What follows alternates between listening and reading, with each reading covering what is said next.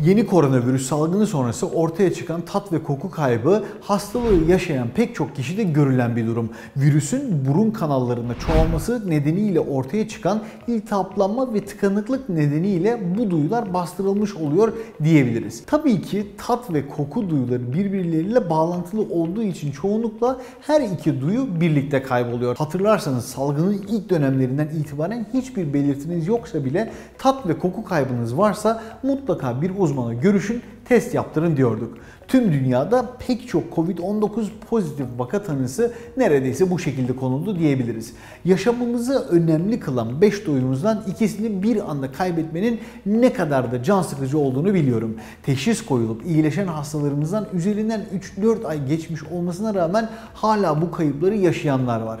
Tabii ki de baktığımızda geri dönme ihtimali de oldukça fazla olduğunu biliyoruz. Journal of Internal Medicine'da Ocak 2021'de yayınlanan bir araştırma ile Covid-19 hastalarında tat ve koku kaybının düzelme hızı incelendi. Çalışmada 22 Mart 3 Haziran 2020 tarihleri arasında Avrupa'daki 18 hastaneden 2581 hasta gözlemlendi. Sonuç olarak hastaların yaklaşık %86'sının tat ve koku kaybı yaşadığı bulundu. Tat ve koku kaybı yaşayanların ise %24'ünden fazlasının enfeksiyondan 60 gün sonra bile tat ve koku duyuları geri kazanmadığı, 6. aydan itibaren ise hastaların %5'inde tat ve koku kayıplarının devam ettiği görüldü. Bu stresli durumdan bir an evvel kurtulmak isteyenler için ilginç yollar tavsiye edildi veya onlar da ilginç yollara başvurdular. Sosyal medyada açık ateşte bir portakalı yakıp kabuğu soyduktan sonra esmer şekerle birlikte yemenin tat alma duyusunu geri getirdiğine dair ifadelerle dolu bir dünya video var. Hatta TikTok'ta bile bununla ilgili çeşitli videolarla karşı karşıya kalabilirsiniz. Bu tarifi deneyenler arasında işe yaradığını söyleyenler kadar hiç işe yaramadığını ifade edenler de var tabii ki. Uzmanlarsa bu yöntem karşısında ikna olmuş değiller. Tat duyusu kaybının Covid-19 ile bağlantılı koku duyusu kaybının ardından gelmesi nedeniyle koku alma duyusu hala yokken tat alma duyusunun hızlı bir şekilde geri gelmesi pek de olası değil. Hurafelere inanmayın. Covid-19 dahil neredeyse tüm hastalıklar için internette farklı hurafeler dolaşıyor.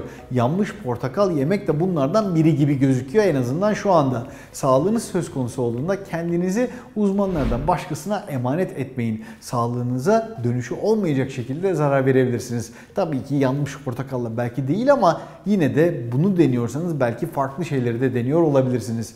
Tat ve koku duyusunu geri getirmek için uzmanlar ne diyor derseniz ilk öneri duyuların kendiliğinden gelmesini beklemek. Zira koku duyusunu geri getirmek amacıyla burun yollarındaki şişmeyi ve iltihaplanmayı azaltabilecek steroid yani kortizon tedavileri denendi. Ancak sonuç alınmadı. Koku duyunuzun geri gelmesini beklerken de desteklemek amacıyla koku eğitimi veya koku egzersizleri yapabileceğinizi belirtiyor kulak burun boğaz doktorları. Elbette Covid-19 ve etkileri üzerinde sürekli araştırmalar yapılıyor ve bu konu hakkında da yeni bilgiler edinilebilir. Muhtemelen ilerleyen günlerde daha fazla ipucu elde ediyor olacağız. Tat ve koku kaybıyla yaşarsanız ilk olarak doktora başvurun. Ayrıca yine de portakal yemek istiyorsanız tabii ki yiyin. C vitamini her zaman gerekli. Sadece hızlı bir düzelme için umutlanmayın diyorum.